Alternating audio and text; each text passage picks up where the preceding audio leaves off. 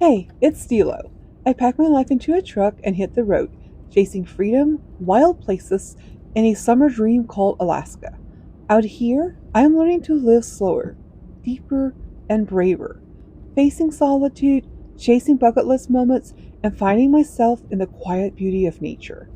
I've come to realize you don't stumble upon a life of adventure, you create it. With every decision, every path you choose, every step forward is another breath of freedom. So come along. Let's chase wonder, seek the wild, and carve out a life less ordinary. I'm so glad you're here. I hope you stick around. Welcome back to the channel. This week's episode is a bit different from what I will normally be working on. However, it played such an important part in my Alaska journey, I just thought I had to share it with you. I had the unexpected opportunity to fly back to Dick Proenneke's cabin. It was very last minute, very spur of the moment, and it wasn't even on my bucket list of things to do. My first introduction to Dick Proenneke was when I was gifted the book One Man's Wilderness by Sam Keith. In that book, Dick is quoted saying something very profound. And it's the quote that kept coming back to me and circling back again and again as I tried to reason with myself all the reasons to stay in Ohio. It was Dick saying I had to do it. I had to see if I could. And while my journey to Alaska wasn't as extreme as his was, I believe the heart behind it is the same. A longing for the wild, a deep connection to nature, and the desire to find pieces of oneself that were lost along the way.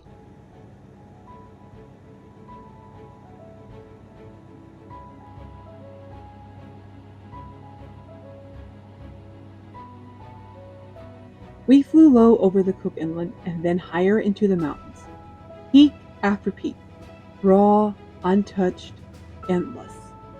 And then I saw it, a turquoise lake tucked quietly into the land. As the floatplane touched down, there was a stillness in the air, a hush that felt like the land was watching us arrive. Birdsong in the distance, the smell of spruce, and still water.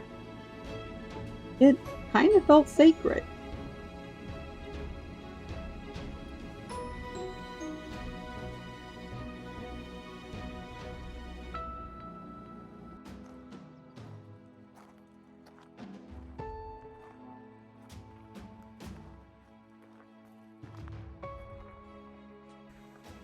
You guys, I cannot believe I'm actually standing here.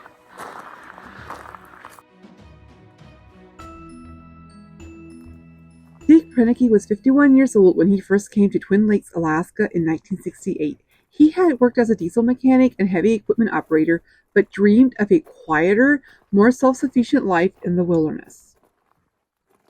Over the course of that summer and into the next, Dick hand-built a log cabin on the shores of Upper Twin Lakes using only hand tools, many of which he crafted himself.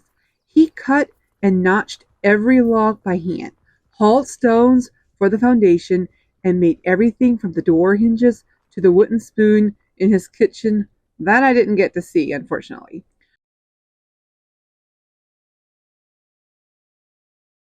What started as a personal experience became a decades-long lifestyle. Dick lived alone in that cabin for more than 30 years, observing wildlife, journaling, filming, and living off the land.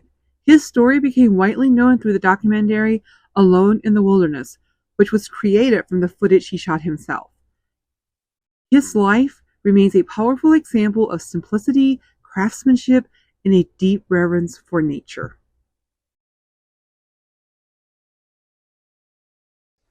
The cabin was still locked and we didn't get to go inside. But we didn't need to go inside to feel its spirit. It was all around, in the silence, the birds, the wind. I wondered if the birds I saw were descendants of the ones he once fed, if the paths still remembered his footsteps. No crowds, no signs, no rangers, just the wild as it had always been. It felt like a gift, to stand there, to walk the beach, to listen. As we flew away, I looked back one last time. I knew I might never return, but the silence, the spirit of the place, it stayed with me. I once again could hear him say, I had to do it. I had to see if I could. And now I understood.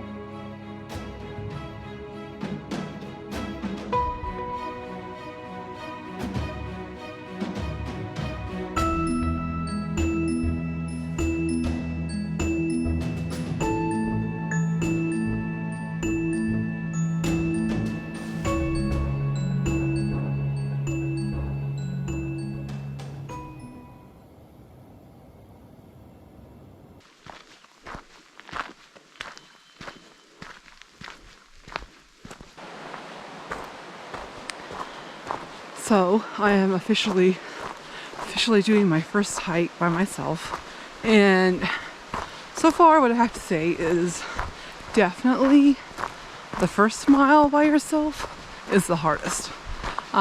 Just getting out in the woods, doing it by yourself, it's hard, not gonna lie, but you gotta start.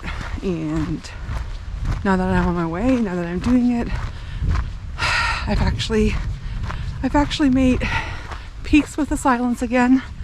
Generally, be used to going on a hike with your friends, talking about things, and have that going on. But instead, I end up listening to the sounds of the forest, the birds singing, the river rushing, and it's actually really amazing. It took me a couple weeks till I was finally ready to go out and brave the trails.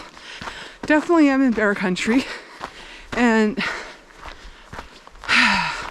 I'm so conflicted on whether I would love watching and observing a bear from a safe distance or whether I don't want to run into a bear.